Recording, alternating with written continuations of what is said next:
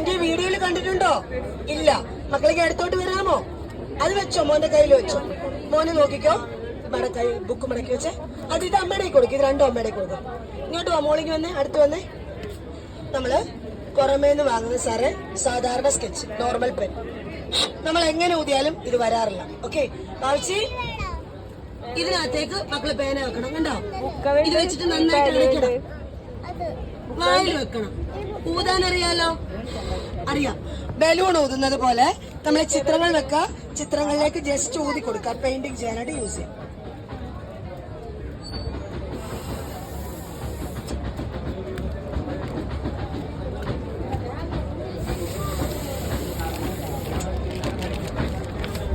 പേന തീരുമ്പോ സാധാരണ പേന, നോർമൽ സ്കെച്ച് പേന മോൾക്ക് മേടിച്ചു കൊടുക്കാം.